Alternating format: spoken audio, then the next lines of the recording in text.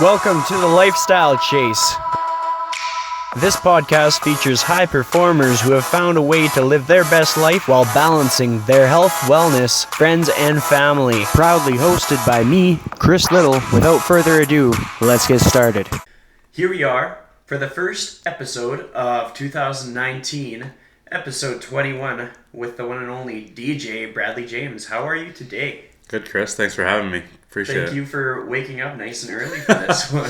Not too early. Early for a DJ, but not early in the grand scheme of things. So what's a typical day like for you? Typical day for me. That's a great question. Every day is very, very different. Some days can be very relaxing, which I like because that's kind of an effect of owning your own business and kind of working when you want to work. And some days can be absolutely jam-packed. So there can be days where I'm just kind of, put in 3 or 4 hours of really good work on my computer, replying to quote requests and working on mixes and downloading music and that kind of stuff. And then there's days where I'm running from event to event to event, from, 8 in the morning to 2 a.m., 2:30 a.m. the next morning. So, it really can look like anything. And I have, I'm sure as we'll get into, I have kind of my hands in a lot of different things. So sometimes that keeps me quite busy. Totally. Yeah. Let's go back to your high school years. What kind of a high school kid were you? I was an athlete mostly. I was someone where high school came quite easily academically for me. Like I never really had to study hard or work hard or anything like that, it's a story that you hear all the time, and then you hit university and it's a huge wake-up call, and that was kind of the story for me. So high school was not to say that I'm like the brightest person in the world, but it came pretty easily to me. I was on honors roll, that kind of thing. But I think I went home right after school maybe like 3 times in my whole 3 years of high school. I was always had a practice or a game or something, and I was involved in sports and extracurricular throughout high school, and I found that really rewarding. Yeah. What kind of sports did you play? In high school, I played basketball, volleyball. I did track. I did badminton. And I think that was probably it. And then I played sports outside of school as well. I played baseball. I think that would probably be it. Damn. Yeah. So pretty busy. Basketball and volleyball being the main things. Basketball being my favorite. Volleyball kind of being like all the basketball guys just played volleyball in the off season to do something and be together and have the camaraderie and play sport. But basketball was the love for sure. So are you like Edmontonian born and raised, or did you grow up somewhere outside of Edmonton? Born in Edmonton, and then was here up until the 6th grade, halfway. That's an absolute lie. An absolute lie. I was born in Edmonton, was here until 2nd grade. Halfway through 2nd grade, my dad got transferred to head office in Toronto for his work, so we moved out to Ontario. We lived in Oakville, just outside of Toronto, for almost 4 years. And then the cool thing was that I was able to come back to the same elementary school that I was in grade 6. My dad left that job and took a job back in Edmonton. And so I was able to kind of reconnect with old friends and go back to the same school. And it was kind of an easy transition back into life, moving twice in 4 years as a kid. So that was nice. And then I went with all those same friends to junior high and high school and university at the U of A. And then after university, I've been some back and forth. I've lived in Toronto a little bit, just with relationships and some jobs and stuff like that. I've been a little bit back and forth, but Edmonton's been my main home over my lifetime. How would you describe like living in the Toronto area in comparison to Edmonton? Very different. Mostly, the biggest thing for me would be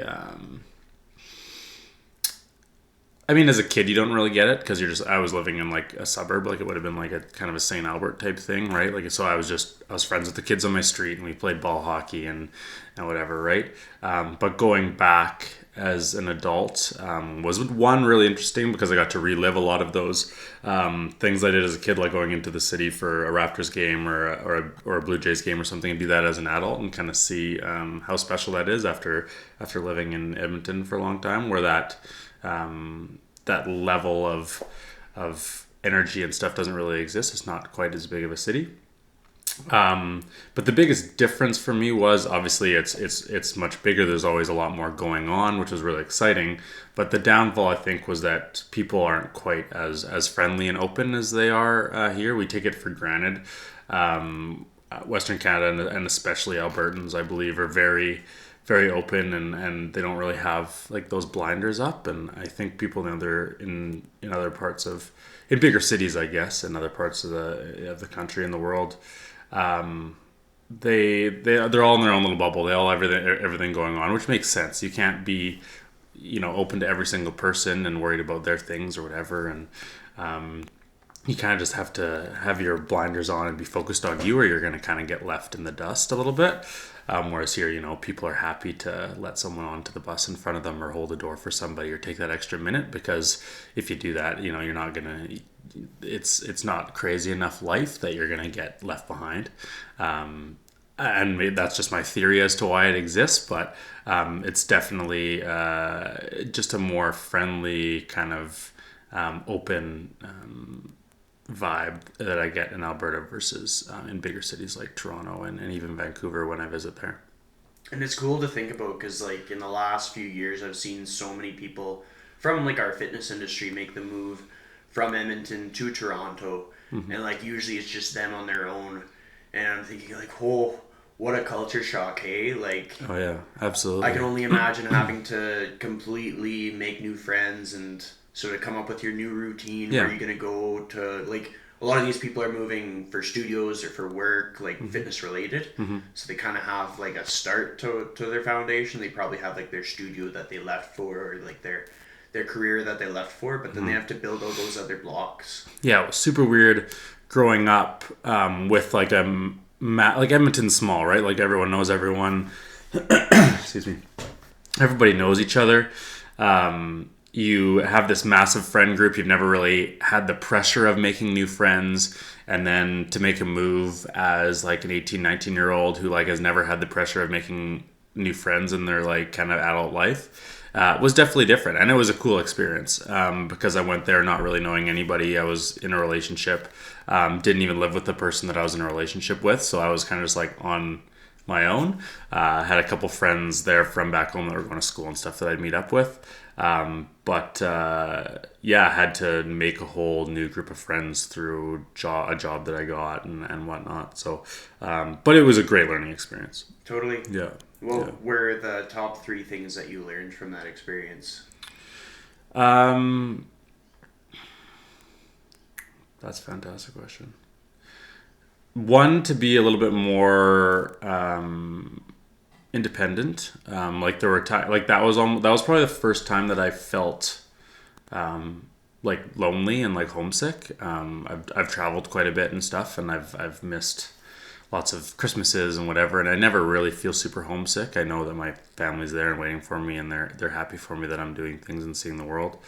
But living alone in a different city, especially I was in a relationship but I wasn't living with that person. I'm like, why am I here? Like, is this the right decision? It was the first time that I really got introspective and thought about what the decisions I'm making now are kind of impacting the rest of my life, and that was a little bit daunting and it made me a little bit lonely, but it also helped me be a lot more independent and start to think in that way of like the little actions I take every day are kind of compounding to dictate how the rest of my life is going to play out. So that was cool. Number 2 was like just be open and friendly to every single person you meet, because you never know who's can be a friend. Like everyone is a stranger until they're a friend, right? Like which was really eye-opening for me, because it was like you don't really, when you have a really good group of friends and a big group of friends, like I had in high school, you never really had to put in the effort with strangers. Like, it's like they're there, and if they want to come be our friend, great. But if not, like, I don't really care. I have my own friends, which sounds really conceited. But if you think about it, like, a lot of people operate that way, right? Like, they don't really put in the time with strangers because they're like, well, I'm good. Like, I've got my friends, or I've got my relationship, or I've got my family. Yeah, I'm cool. You know what I mean? But you never know what'll come out of a relationship. And I have friendships that I made during that time that I was in Toronto, that I still hold to this day, and would visit them if I went out there, and follow their life, with a lot of intrigue on social media and stuff. So yeah, it's really, really interesting. And a lot of them have actually turned into things that have been prosperous for us both career-wise and stuff as well. So the biggest thing I think I learned, I don't know if that was 3 things, but the biggest thing I learned for sure was that, and to just to treat everyone as a friend from day one, and be open to, and treat everyone kindly, and be open to meeting new people, because you never know what'll happen, right? Yeah, it's good attitude. Like, a lot of the time, like, we'll see somebody in a big space, and we won't know too much about them, but we'll kind of look them up and down, feel like we can have them all figured out. Yeah. Make an assessment, and that's who they are in your head, right? Yeah. Like, the thing with how I am as a person is, generally a lot of people think I'm fairly quiet and there's not much to me, just kind of a blank slate. And I think it's so cool when a person, like, gives me that chance to sort of, like, open up to them, because just like anybody else, there's a lot of layers to me. Like, we're all like onions. You just kind of peel open the layers. Yeah. The onion might look a little funny at first, but you just got to get to know that onion. Totally. And the biggest thing to me is, like, people, when you don't, like, I talk quite a bit, and I'm pretty outgoing, and I kind of have to be in what I do. But when I first meet, or if I'm in a big group of people that I don't know, like, I'm quite quiet, and I feel like you might be the same way. And the thing that we assume a lot of the time is that quiet people maybe just aren't, like, don't have as much to offer, because, like, they're not just, you don't know what they're up to, or what they're doing, or how they are, because they're not constantly telling you. Yeah. So I think that's something society kind of, they always assume that the quieter people in the group are just, like, simpler, and they can, like, that's Chris, he's just, like, the quiet, nice guy. Yeah. Right? But it's like, you have so much more to offer, but they don't give you that chance. And if you're not constantly talking about it, and, like, just almost pushing it in people's faces, then they'll never kind of know. So it's this weird thing that we're in, with, like, so much in society. There's so much stuff going on, and so many things, like, so many stimuli is the word I'm looking for, that it's weird. Like, you want to kind of show off what you're doing, because that's just how people will learn about you, but then you also don't want to come across as, like, arrogant and cocky and stuff, right? So totally, it's interesting. We're on the same level there. So I want to hear more about your university experience. What was that like? Like, did you know what you were gonna do going out of high school? What did you do? What was the whole experience like? Yeah, no. No. Essentially, my parents were kind of, like, they were however parents, which I mean, I love them for it. They really pushed me, and they really helped with those decisions.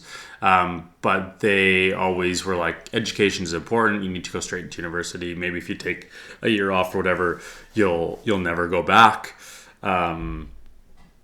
But so I went right into it. I went to U of A. I had good marks. I had the grades to do it. I didn't even think really about going anywhere else. Both my parents went to the U of A. Easy place to go. You can live at home, save a bunch of money. We have this beautiful, world-renowned university right in the middle of our city, which is not very common. And so that was a really cool opportunity. And it didn't really even cross my mind to go anywhere else. So went right into university, mostly because that was just kind of like what you do in kind of my circles and my family. And because I enjoyed science, or did well in science in high school, I went into general sciences at the U of A. With no idea, like, I mean, maybe a little bit of an idea of, like, oh, medicine would be cool, and that might also be a little bit of a plant that was in my brain. And, like, every kid in first year university, it's like, who's going to go to medicine? Like, 80% of kids, like, raise their hand, because no one knows what else, what other jobs are there? Like, My dad's talking to me about being an engineer. I was like, what is an engineer? Like, what do they do? And he's like, everything. And I was like, I don't know what that means. You know what I mean? Like an engineer can, and I get it now after having friends who are engineers and being close to them in university. But at the time, it's so hard to know what you want to be right at that age. So, I went into sciences, general science. It was an eye opener for sure. Like, no one's holding your hand, no one's doing anything. So my grades suffered; they slipped a little bit. I was put on academic probation. I moved out in second year with some buddies, had some fun. That kind of led to my grades slipping a little bit, and just because I wasn't really engaged. Like, I was like, what am I doing here? Why am I here? What am I going to be? What am I going to do? Grades slipped. Had to meet with the dean, chat about kind of how I could come back and continue to work on my degree, and we decided on a program that was called it was a Bachelor of Science with a specialization in environmental earth science, which was cool because I could see I have this at the end of my program. It's you finish these courses, you come out with an environmental science degree. Environmentalism is a massive movement right now. You live in Alberta, where oil and gas is huge. Every one of these oil and gas companies has an environmental division, and it gives me kind of a purpose, right? Oh yeah, the world needs people who are thinking this way right now. So it gives me a little bit of a purpose. So I was like, great, let's do that. I have a lot of the prerequisites. It took me 5 years instead of 4 to finish, but once I got into that path, it kind of worked out a little bit better for me. Moved back home, focused on school, and ended up doing quite well. And then, so that's what I finished with in university. Did you kind of go into that career path, or what happened afterwards? I began to. I started. I did 3 summers with Alberta Environment, with the government here, which was an awesome summer job. I was so lucky to have it, and it was amazing as a summer student. And then I started working there right after I graduated as well. But shortly after, I was in that relationship that we mentioned earlier, and some complications with her family led me to move to Toronto. I was kind of like, well, I'm done university. We've been doing long distance for a while. Why are we still doing long distance if I'm not tied here anymore? She had a year of school left, so I took off to Toronto, and that's what made that move that we had chatted about earlier. And also at the time, I was kind of like, okay, this was a great summer job, but I'm not really a guy who's gonna just work for the government for my whole career. The pace was really slow. It was pretty chill. I didn't really feel like I was making a huge impact, and it's just not someone who's super excited and to get out into the world and make their mark and leave a legacy. It's not really the place to be. It was a lot of people who were young with young families that needed something a little bit more stable, provide for their kids, provide for their family. And I obviously was not at that point. So I kind of felt a little bit like a fish out of water there. So I at that point I moved to Toronto, and I was looking for something a little bit more in the private sector. It was also in 2012, so it wasn't great economically for oil and gas, especially when oil and gas is down, a lot of that environmental stuff is kind of the first to go, because you don't really need them to make money. It's more just look good and try to make you a better company on the whole, but it's not integral to the business of the company. So there's buddies who are engineers and geologists and all that stuff. They're not working. It's obviously as an environmental scientist, I'm also not going to be working. So, and moving to Toronto, there's not as much out there either for that. So went out there, just worked another job. That was kind of my first introduction to heavy retail. I worked at a company called Sporting Life out in Toronto, and that kind of led me down the path that I'm on today. So when did you first start at Lululemon? Because you were there for a while, hey? Yeah, I was there almost 3 years. Nice. So when I moved, I worked at Sport Check throughout high school a little bit, just here in Edmonton, selling skis and whatnot. I was a big ski racer growing up as well. So that kind of came naturally to me. I liked technical education. I liked talking about products and stuff like that, and helping people find the right product for them so that they'd really enjoy the sport as well. Did that, and then when I went up to Toronto, I worked at Sporting Life there and did the same thing. Was one of the heads in the ski department there. Sporting Life, if you're not familiar, is it's in Calgary now as well. It's essentially a Canadian Nordstrom's. that started in the north of Ontario, up in their kind of ski area. And so I worked there for a while, and then when I came, my details are a bit fuzzy actually, but I came back.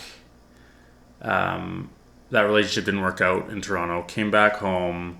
I ended up working for Labatt for a while as a sales rep for them, and then when I was still in, so I came back actually. Was still in the relationship long distance, waiting for her to come to Edmonton because that was kind of the idea. She ended up not coming to Edmonton. This whole time I was at Labatt, and when that didn't work out, then I was like, all right, well, now I'm just kind of like in this weird thing, like this weird funk, and I ended up leaving Labatt and going on a big trip. So I went on a big trip for the first time, and then when I came back from that trip, a friend who worked at Lululemon actually asked me to DJ at Lululemon Kingsway for Black Friday in the store. I honestly don't think, Chris, that I even owned a piece of Lululemon at the time. Yeah. Like, I was like, what? She's like, just wear something kind of athletic. Like, I remember not having Lululemon to wear to this event. Yeah. And they sent me up there and I played, and I honestly, like, maybe I'd stepped inside the White Ave Lululemon a couple times, but just like never really even been around it or knew what it was about.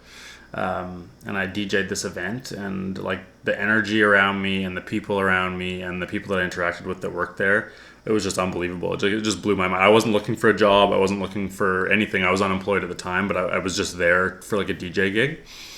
And I just became like friends with everyone that was working that day, and the store manager. We had like an awesome conversation, and essentially she was like, offered me a job on the spot, like come work here. And I was like, I couldn't say no. I'm like, I'm unemployed. I don't know what I'm doing. I just worked retail. I enjoyed it.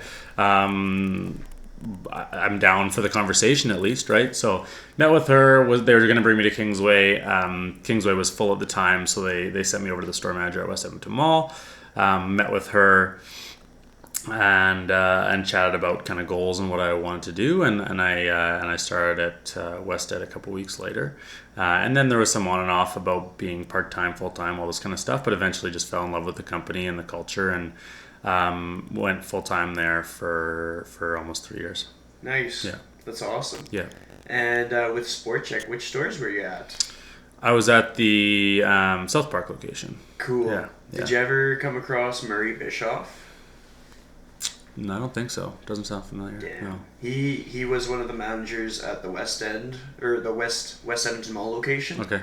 And then they opened up a location in Wetaskiwin. Yeah. And so I got hired on full time there, and I became like the footwear manager. Oh, nice. And then when I moved to Edmonton, I moved in like 2011. Mm-hmm. And then I eventually became a department sales manager for hard goods at the city center location. Oh, really? So we got Sport Check in common. Nice. I love that. Kind of cool. Like there's so many people that's like I've kind of had the right connection at the right time because of Sport Check. Yeah. It's just funny how like we meet a person and then later on it's just handy that we had met that person because it lines things up. Mm-hmm. Like one of the owners of Raising the Bar Training and Performance, where like I do my training out of, he was actually at the Londonderry Sport Check. Oh, no way. And so I had met him at a product knowledge session for hockey. Yeah. And so I knew who he was. I had him on social media. I have a few other like connections with him, but that was one that really resonated. And I was, well, this guy is cool. Yeah. His gym is 5 minutes from my house. This will work perfect. Sure. And it's just neat. Like, you never know the impact that meeting someone will have on you. Yeah. And like when I first heard of you, it was basically because you were doing DJ rides at spin studios and stuff, and I was like, well, these are popular. They're selling out pretty fast. Like, he must be a really good DJ. And like, people always say good things about him, so that usually speaks to who you are as a person. Like, if you're kind of looking the other way and people are still saying nice things, that's a great thing. Mm-hmm. And then we actually got to meet in person. It was at Jordan Jeski's event, the Project, which is awesome. Like, if anybody's listening to this, make sure you check out that Project. I think his next one's like a hockey skating one or something. Yeah, they're playing hockey in West Edmonton Mall. That would be badass. Yeah. I can pick up speed, I just can't stop. I'm not a hockey guy at all. Like, as much as I played sports growing up, like hockey, never played organized hockey. The not one one time. sport No, that just you can't not it. master. Yeah. Just check it out anyways. I'll see what I'm up to. I might check it out. Yeah. And from that point, then I started working at Central. That was kind of like my job that saved my ass when I jumped all into fitness. Yeah. And then ran into you there too. Totally. Well, basically, I was already at Central. Then we realized we were both at Central. Right. And then we went to work after the project. Right. Which is funny. And then I was like, oh, hey, yeah. It's such a small city. Like, everybody truly knows everybody. And if they think that they don't know everybody, they probably know somebody that knows that person that they don't know. Like, very small degrees of separation. Yeah. Like, it's hilarious. And you have to be kind of careful, like, who you are. Like, if you're not being a true, authentic person, you'll hear about it down the road kind of thing. Yeah. Which is nice. It's pretty simple to be just a nice human. Yeah. Like, if you keep to that path, then you're good to go. I agree. Be genuine, authentic, and be nice to people, and you got it pretty much all sorted out, I think. Totally. So, along with your sort of career path, your story, you were at Lululemon for 3 years, but then you left that to take on some new things. Tell me a little bit more about that. Yeah, so as you can tell, the time after, like, as soon as schooling ends for me, like, things get a bit crazy. Like, it just, like, there's all these weird timelines and like, I did there's a lot of jobs that we haven't even touched on, but there's, like, a lot of kind of contract jobs here and there, learning skills, figuring things out. At the time, it was kind of scary because I'm bouncing around jobs. Who's going to want to hire me? All this kind of stuff. And there's people in your ear that are saying, like, oh, you should stick with the company and gather some loyalty there and whatever.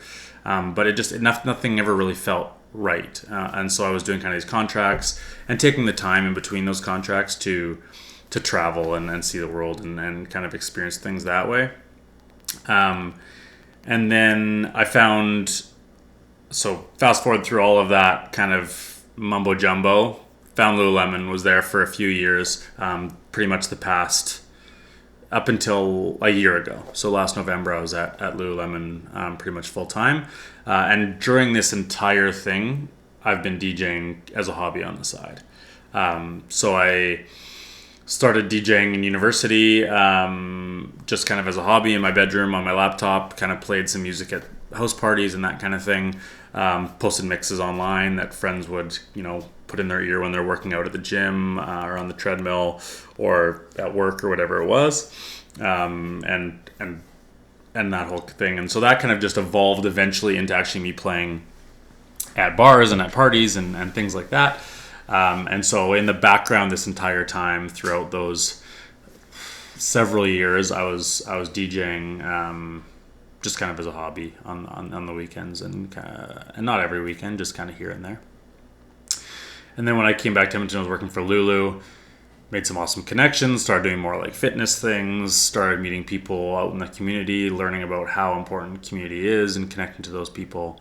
And it started to really ramp up, and I started to play quite often in bigger bars, bigger clubs, bigger restaurants, making good connections and using my DJing in ways that I didn't think I ever could, like fitness things and spin studios and all different sorts of events, right? And so that was great. Lululemon was the perfect complement to the DJ lifestyle. I could work. I had my manager let me have like this awesome schedule where I worked Sunday through Thursday and pretty much had Friday, Saturdays off. So I could DJ Thursday, Friday, Saturday night and have Friday, Saturday to recover. And then Sunday, my shift would start in the afternoon, so I could even sleep in on Sunday mornings. It was pretty much nonstop. I'm working 7 days a week essentially, but it let me do what I love to do. And so it didn't really feel that overwhelming. But after 3 years at Lulu, I started to kind of feel like I was a bit in a rut, and the DJing was like starting to take over a little bit, and there was things that I would have to say no to from like on the DJ side because was full-time at Lululemon as well, and I was getting more and more responsibilities there and asking to take on different roles there. And I don't know what would have happened if I just had to make a decision, but it was lucky because my decision was pretty much made for me. Currently, I'm playing ultimate frisbee at a pretty competitive level, and my team, based on how they did in the Canadian Nationals over the past several years, was offered the opportunity to go to the Pan American Championships for ultimate frisbee, which was in Buenos Aires, Argentina, and that was last November. And so I said to Lulu, hey, listen, I'm gonna go down. I want to play in this, obviously. My team's going. It's not fully funded, like I'm paying for myself to get down there. So I kind of want to go for a while. Can I take a bit of a hiatus and go down and play this and travel around a bit afterwards? And I mean, you've worked retail. Going somewhere in November when you're an integral part of the biggest Lululemon in the world is a hard thing to do. And they said, no, if you want to go, you'll have to like leave and come back to Lulu after you come back. And I said, that makes total sense, absolutely. But I need to go do this, so I'm gonna go do that. And with kind of the intention of coming back to Lulu when I was done. And then went on this trip and. I ended up bringing my girlfriend with me. She had just finished all her schooling, and we had kind of sat down and said, okay, well, if I'm leaving my job and you're done your university now, like, how long should we go for? We were thinking like a month, hang out a few weeks after the tournament. And we said, well, what do we really need to be back for? Let's go as long as we possibly can. And the way that weddings work for a DJ, you're booking them obviously like a year in advance. So I had some weddings booked for the next like May time, and so he said, well, what if we just go till May? And that's what we did. So we went on a 6-month trip through South America after that tournament. Allowed me to do a lot of thinking about what I wanted to do and what was next, kind of in my life. And I'd always had a goal. Like Lululemon's big on goal setting, and I'd always had a goal to start my own company and have my own DJ company, entertainment company, and have some people who would work for me and go do events so that I could do multiple things per day, especially weddings and events and those types of things. Because I was getting to the point where people were requesting that of me and I would have to say no. And I was like, this is not a smart business decision. I should be able to say yes to this. And so fortunately I had these 6 months of traveling and sitting on buses and beaches and laying in my hostel bed and whatever to think about what I really wanted when I got back and kind of make all of the moves in my head, and I had notes on my phone and everything. And when I got back to Edmonton, I went to Vancouver on the way home, chatted with some really close friends of mine about kind of these decisions and what was coming next. And when I got it back to Edmonton, I felt super, super clear and was able to just pull the trigger on everything and start my own DJ business and leave kind of that regular 9-to-5 in the past, which has always been my goal because it's never really suited me, and started my own company and then that's what I've been doing since I've been back in May. So that's what 2018 has looked like. It's badass. Yeah. And then you've had a role with Poppy Barley too, right? Yeah.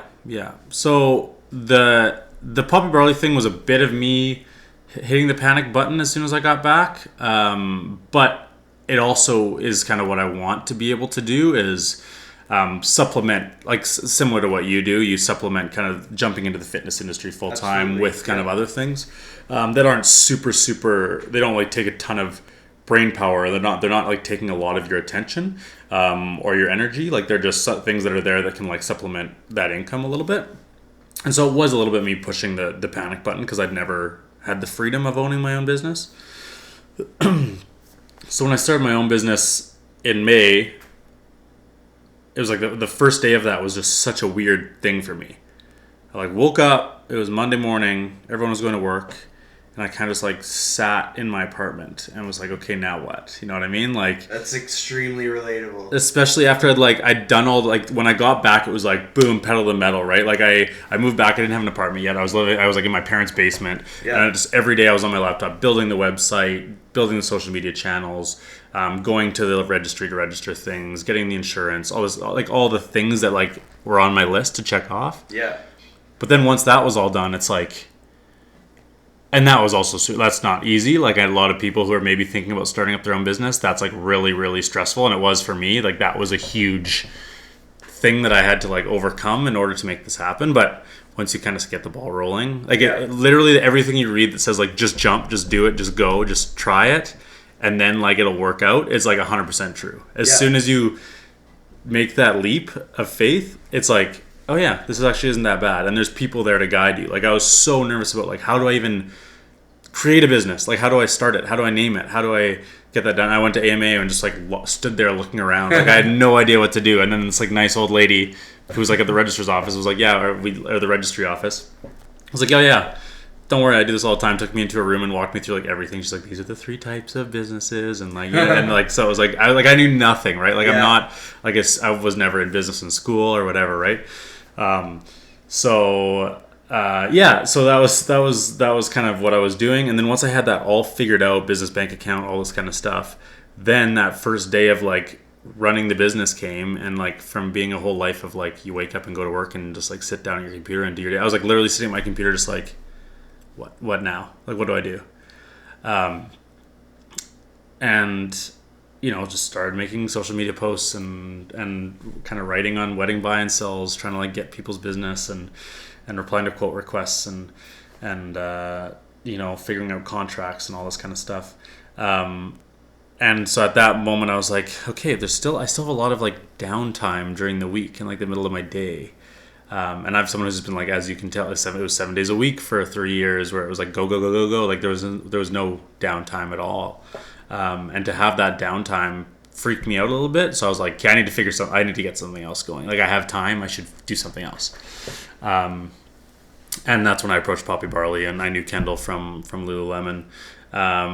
She's an ambassador there. Kendall is the owner of Poppy Barley, for those who don't know.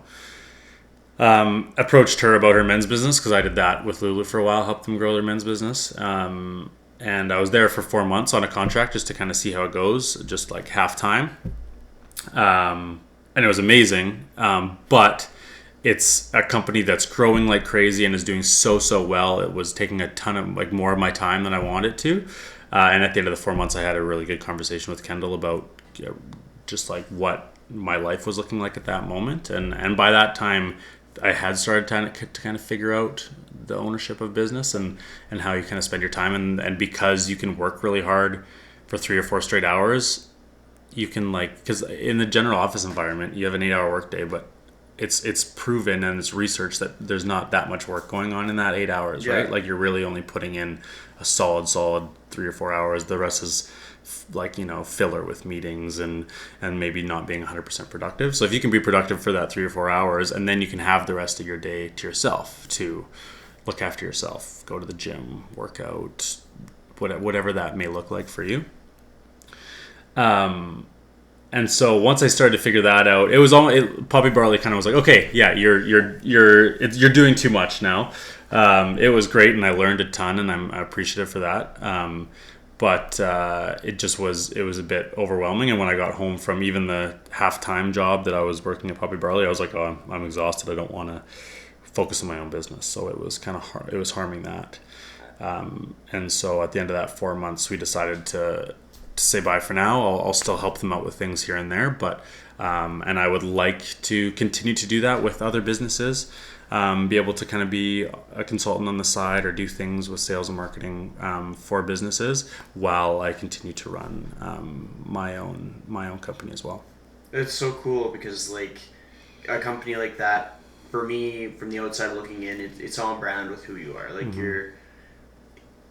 they're local, they're fairly community focused. Like they're integrated into a lot of different events, supporting a lot of like good people in the city, and so it makes sense for you to do something like that. Totally. And it's so cool that you're able to like nurture those relationships that have started from past jobs, past things, and like move forward in a positive way that is good for both sides. Yeah, no, it's that's a big belief of mine, and after working at Lululemon is that community kind of aspect, and it's the people you know and the people that you meet that really define who you are and what you can do and how you can succeed. And Edmonton's so cool and tight knit. Like we said, it's small, and we were kind of talking about it in a negative way earlier, but it's such a cool thing because the people who are doing things and moving things and shaking things, they're all connected, and to be part of that circle is an honor and really, really amazing. And it's a great thing to be a part of. And I think it's definitely I don't have a technical background in business or sales or marketing or anything like that, but it's just the people that I've known that I can owe my success to, because they are the ones who have taken a chance on me and just the person who I am versus what, maybe on the piece of paper that I have hung up on my wall kind of thing. Right. So, really appreciate the companies and the people that have taken those chances on me and brought me on board and taught me that kind of stuff. And yeah, I can't stress how important it is to be connected and to and really focus on people, because at the end of the day, that's kind of what is really gonna help you succeed. That's what life is about. We're just a bunch of humans on this planet. Yeah. And to survive, we gotta be nice. Yeah, it sounds simplified, but it really is. We're all just in this planet trying to figure out how to survive together, right? Yeah. So, I completely agree. It's what life's about is the people you meet. So, who are the 5 most impactful people that you have met in your life? Oh, I got all the tough questions. That's a tough one. Holy cow. 5 most impactful.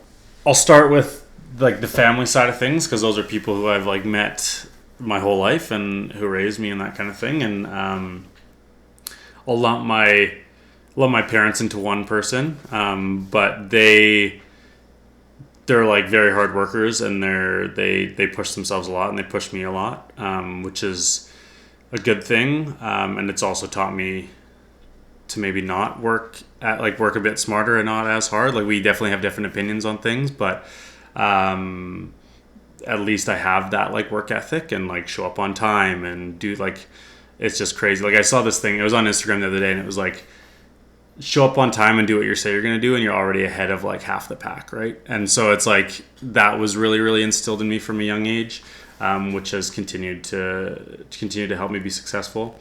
And has really impacted me. It's also impacted me in a way that I've seen kind of what that 9 to 5 sales kind of working life looks like. My dad wasn't home a lot when I was a kid and stuff. He was always on the road traveling and working hard.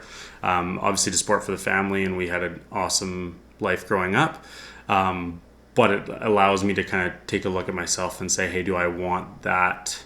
What do I value? And as I get into an age where I'm thinking about starting a family and that kind of stuff, it's what do I want for that stage of my life? What do I want it to look like? So they have been incredibly impactful in multiple ways for how I'm going to live my life. Based on what their values are, I can take those, process them, and then kind of spit out my own version of that. I also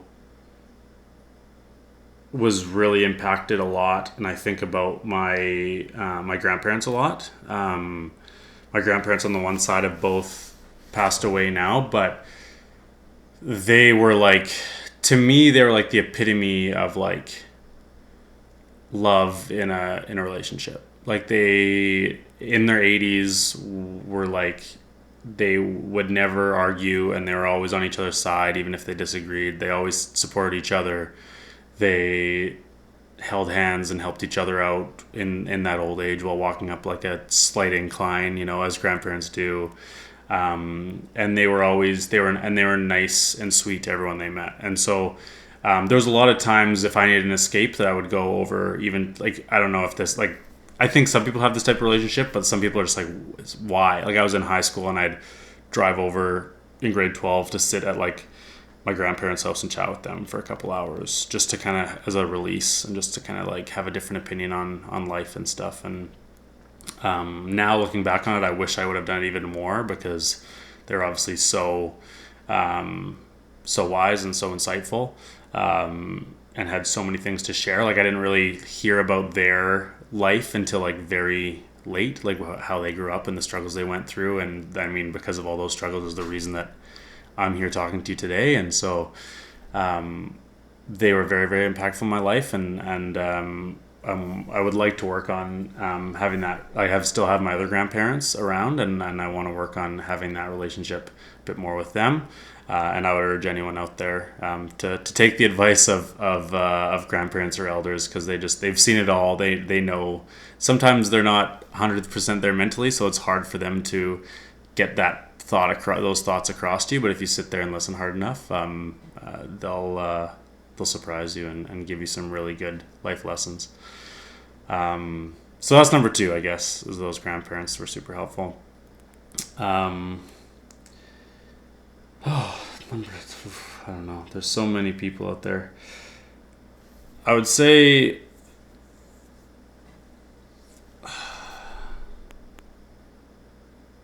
there were a lot of coaches throughout the years that were super, super helpful. I had, when I was really young playing basketball, it was obviously dads that were helping a lot with the team. I had Mr. Suderman and Mr. Bose were my original basketball coaches, and they were like the perfect mentors as far as like how sport should go and how it should be played, and how like that level of compete should be, and but how to respect your opponents and work hard and practice hard, and like how to play the game properly, and leave your ego on the side and whatever. So like from a very young age, all of those things were instilled in me through the sport that I loved, which was really amazing and really helpful. So shout out to those guys as well. And I've been lucky enough to have awesome coaches throughout high school and stuff too. Modi Amory was my basketball coach in high school. Mr. Carter was my coach in volleyball in high school. They were both amazing human beings, could talk to them about anything, and again, really instilled the right values in sport. They weren't those guys who are breaking clipboards and getting super upset. It's like they understand that these kids are students, they are kids, and they're there to like have fun. They'd obviously love to win, but it's not the end of the world. The main thing is to really have a good time and learn some stuff and make some friends, and that's the values that they instilled in us, which was fantastic. In the work side of things, like career side of things, I've met some amazing people and had some awesome managers. A lot that I haven't really got along with. Like a lot of people that I've met throughout my career don't manage the way that a way that works for me. The first manager that I have felt a real connection with and been in awe of, honestly, is my manager recently at Lululemon. Her name's Caitlin McIntyre. You probably know who she is. She's very significant in Lululemon in Edmonton, and she's the store manager of West Edmonton Mall right now. And it's interesting, if you're not familiar with Lululemon, you're going to think like why is a retail manager the most impactful person you've met in your entire life? But Lulu really attracts amazing people. And the way that Caitlin is able to lead, putting her people first and leading with fun, and it's amazing how elegant she leads without really bossing anyone around, or it's almost like she's your friend and she's having fun but she gets shit done. Like, and that is what I'm so in awe of, is people who can be themselves, have fun, be authentic, and joke around while still getting everything done and going above and beyond what is asked of them. and she does that amazingly. And during my time at Lulu, I was like, that is the person that I want to work to be, and I'll carry that into other things in my life as well. How many is that? 4? Yeah. You lump so many of them together, so I'm like, that's fair. Man, he could have been done. I could have been done, but I like to make it difficult on myself. Yeah, no, that was awesome. If one comes to me when I'm thinking more, I'll let you know. But honestly, those were so good. Like, I resonate with those. Like, I totally see it too. And just like speaking of Lululemon, like the way that they built their company is so like with so much thought. Mm-hmm. It's not so much a money machine. Like they do it so consciously. Mm-hmm. So that is totally why you would look up to a leader in that company. Yeah. Like, and I like to, and I mean, I don't know if other people would talk about kind of bigger figureheads, like people a little bit more famous that they've met or whatever that have left an impact on them. But to me, it's the people that I interact with like on a daily basis and see all the time that like really impact me the most. And try to surround myself with people like that, right? Like you're kind of a manifestation, I think, of like the people say of like the closest 5 people around you or 10 people around you. Yep. And I think that's super true, and it's important to keep the people that really mean a lot to you super close.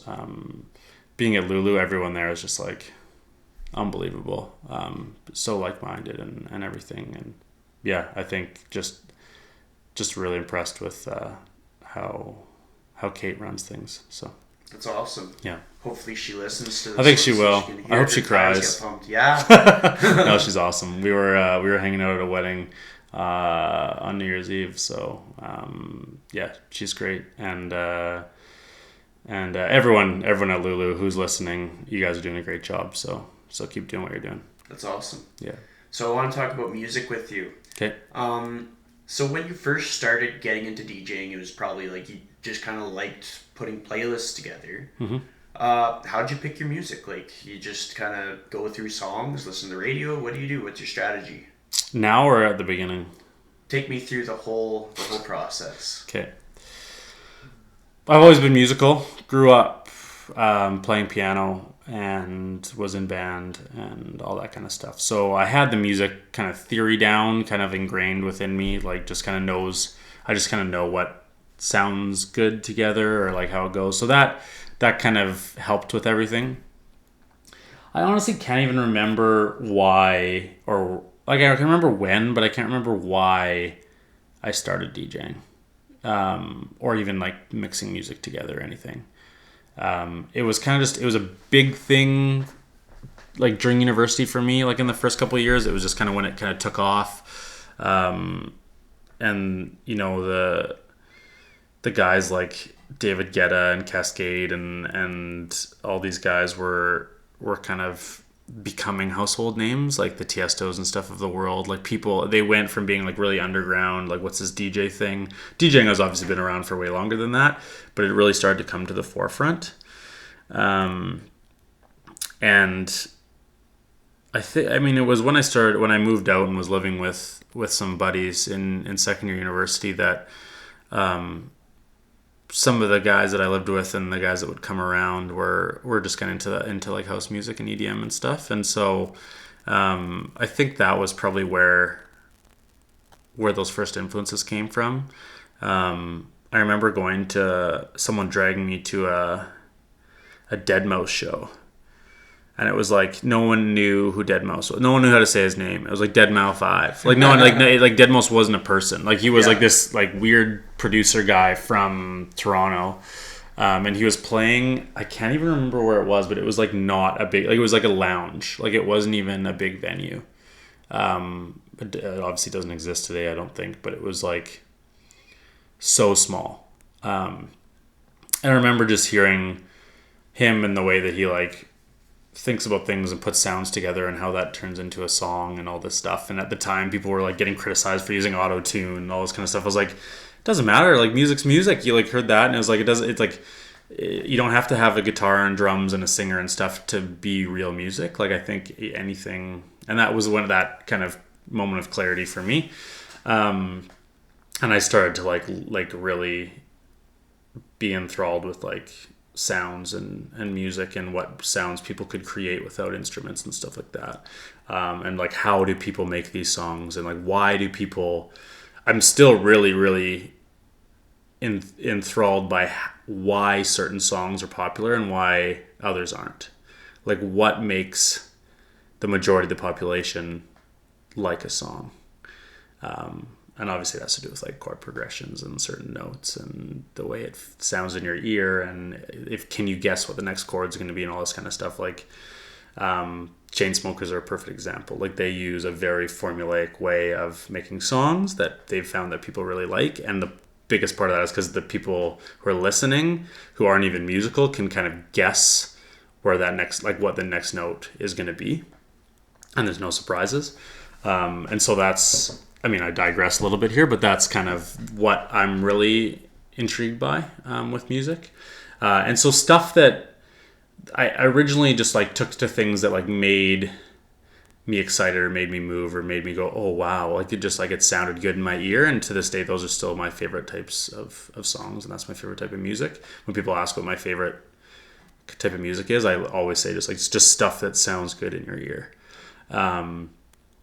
And so songs that kind of made me feel good and get up and want to move and whatever, those are kind of just the songs that I would pick. And I'd just like mash them all together and make a mix that sounded good, post it online, and people would start to really react to it quite well.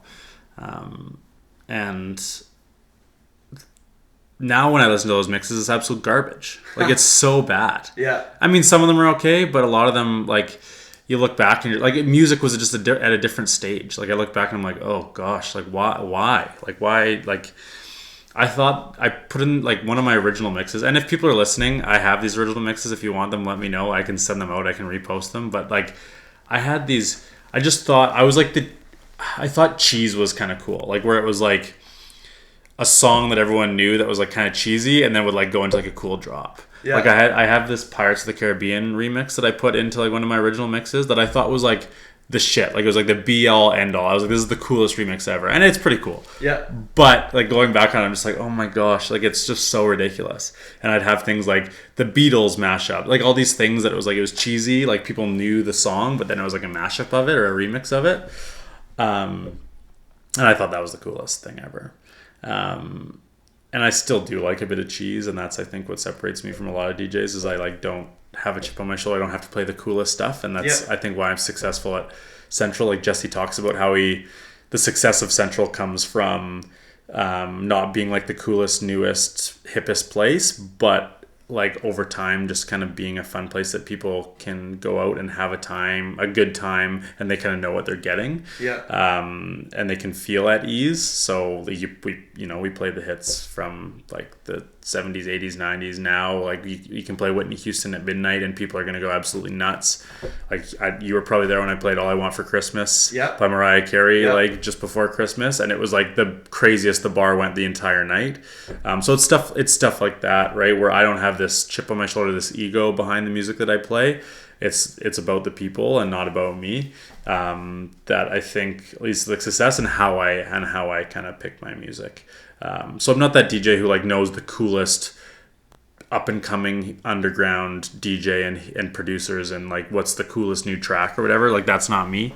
I'm more about how can I take stuff that is tried and tested and people enjoy and like to dance to and make that a bit more modern and smooth and fun to party to in the modern day. Totally. Yeah. Well, even like when you're DJing at Central on a night that I'm working, I'm like, oh, thank goodness, because like my anxiety over like going through the crowds of drunk people goes way down. Yeah. Like, this is nice. Like, I feel at peace. I feel at home. And you're choosing familiar songs that we all know and love. Every so often you get like a good one that's appropriate for the moment, like Move, Get Out the Way. Mm-hmm. Those are nice. Nice. Always helpful. But like, yeah, you're just kind of being true to who you are and what you like and consistent about it. And it's just such a good thing to have in life. Mm-hmm. And I can relate to the whole like sort of picking corny songs with like the beat drop. Because like when I was an instructor at True Ride, I probably spent like 6 hours in a 45-minute playlist, like to put it all together. Like I got to the point where I was like snipping songs. I was finding remixes on SoundCloud, taking like my favorite part, and it could be like 45 seconds of that, and just splicing it with other things. Like it was an art for me. Like I was trying to get next level. Yeah. And there were things about that were great, and now I'm realizing like sometimes you just have to pick a cluster of songs that resonate with a person and just put them together and just own it. Like just love that music, and people will resonate with that. Because like that's something that I miss about being a spin instructor, is like spending all that time on music. So it's ironic, like last night I actually just decided, I was like, screw it, I'm just gonna make playlists. So I saw that, yeah, I saw you post that. See if people like it. Yeah, and that's so cool. I'm just gonna, as if I'm an instructor, or as if like people are looking for my music, I'm just gonna post them. Yeah. And if people want to follow, they follow. If they don't, they don't. But I'm just gonna have a good time. Yeah, no, I love it. And honestly, we've talked about authenticity and stuff like that a lot in a lot of different ways today, but I find I get the best response from a crowd when I'm authentically into what I'm playing. So if like I'm playing the stuff that I love, like if I'm moving from track to track to track, and I'm doing like 90s hip hop, R&B stuff that's just fun, and it has that feeling of nostalgia, and you can sing along, but you can like dance to as well. And if I'm in that groove and I'm having fun, that's when I think that the audience has the most fun as well, and it's just because that energy is contagious, and you can tell that I'm actually enjoying what I'm doing, as opposed to putting on track after track that just have to play. It's amazing when you can really enjoy what you're doing, and how that energy translates to the audience. That's amazing. Yeah. So we're at the start of a new year. What are 3 commitments you're gonna make to yourself this year? Yeah, Happy New Year. 3 commitments to myself. I'm turning 30 this year, so that's a big one, and it's weighing over me a little bit. Not too much. Like, it's not like I'm not worried about it, but it's just I don't feel like I'm 30 ever, so it's really just it's jarring me into remembering what I'm at, and like, things start to hurt a little bit and stuff, and injuries with sports start to take a little bit longer to rehab. So the first thing that comes to my mind is a little bit of more of self-care. I'm not someone who likes to cook or eat well. I like to eat well, but I don't like the work that goes into it. So I would like to commit to eating healthier and eating well, and planning those meals. And because I do have a little bit more of the free time with owning my own business, I think that that's doable this year. And I've taken some steps to figure that out even at the end of last year. So that's number 1. Take care a little bit more of myself, starting with eating a bit better. The second thing I'd like to commit to is growing my business. That's obviously not a measurable goal, but my goal, for those of you who don't know, I have an entertainment business that now specializes in DJing, but I'd eventually like to grow that into having more vendors and more of a kind of a one-stop shop for your entertainment and event needs. And so I'm working on bringing other vendors on board that are like-minded and would fit the aesthetic of an event or a wedding the same way that I do. And so I'm in the process of bringing on a photographer, which is really exciting. And I'd also like to this year bring on a couple other types of vendors, whether that be, a musician, a songwriter, or not a songwriter, but like a singer-songwriter, a florist, or whatever that may be. So if you're listening and you're interested in growing your business, let me know, and I'd love to collaborate. And the third thing that I would like to commit to do this year is work on my relationships. Because I'm busy and I'm doing so many things, I have a lot of connections, but not a lot of super deep connections. And with a lot of my really close friends from childhood and stuff not being in Edmonton anymore, they're off, crushing their goals and their dreams in other cities and other parts of the world. I would really like to dive deeper into the relationships that I have in the city now, or in my life now. And kind of like we talked about with the move to Toronto, really I have those connections, I have those friends, I have the followers, I have the friends on Facebook, but and it's always pleasant, and I like chatting with these people, but I'd like to delve a level deeper pretty much in all my relationships that I have. That's awesome. Those are really good. Yeah. So we're going to go to our last and final question. This is something that I ask all of my guests. If you could give one piece of advice on how to authentically live your life to the fullest, what would it be?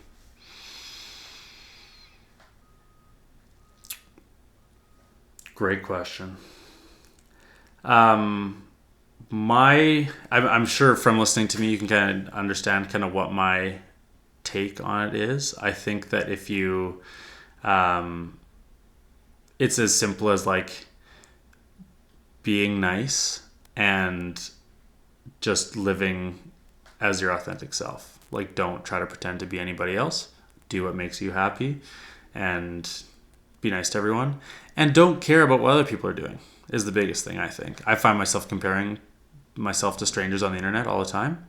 Yeah, I think we all do. It's just the time that we're living in. It's just harmful more than anything. So just worry about yourself. Don't worry about what other people are up to. It'll cause you a lot less stress and anxiety, and then you're also not judging other people for what they're up to. And just be kind. And I think that is the key. I have to pull this out, excuse me, but a friend of mine gave me an awesome piece of advice recently, because he said he feels like I'm living my life this way, and when he said it, everything just kind of like connected really well, but I want to make sure that I get the wording right, so I'm going to pull it up here. Good friend of mine named Dan Rose, who's doing awesome. Do you know who Dan Rose is? Nope. Anyway, he's doing awesome things in the city. There's your fifth person. Yeah, he's inspiring for sure. He does. He's big on historical stuff in Edmonton. So he's working hard to keep the history of Edmonton alive, and making sure that like these historical buildings and stuff in the city are being repurposed and not just like demolished for no reason. He's a big believer in Edmonton as a city, and he's doing cool things around here. So take a look at him if you're interested in that sort of thing. But the advice that he gave me, I'll just read it word for word here, and I'm not sure where he got it from, but I'm just going to give him credit. He says the secret to happiness and prosperity is to monetize your passions and subsidize your hobbies. And then if you nail those things, you'll never work a day in your life. Maybe you know where that quote's from. But it sounds familiar to me. It's from somewhere, obviously. Yeah. But the thing that really stood out to me is to monetize the passions and subsidize my hobbies. And it's just that's really stood out for me, because I feel like this year I've started to really nail that without even realizing it. With the ambassadorships at ARC and at X Therapy, I really like fitness and sport and stuff. So I've been able to subsidize those hobbies by becoming an ambassador with those places. And not that it was ever really the goal, but it was just like, it's cool that I've been able to do those things, and it doesn't have the stress of like having to pay to go to a gym and that kind of stuff. It's really, really exciting, and I'm able to promote local at the same time. So it feels good in more than one way. So I've been able to subsidize those hobbies and then monetize my passion for music and DJing and making people dance and be happy. So that's awesome. That's what I'll leave you with there. Perfect. Yeah. It's been a pleasure chatting with you today. Pleasure chatting with you, Chris. All right, we'll catch you next time. Absolutely.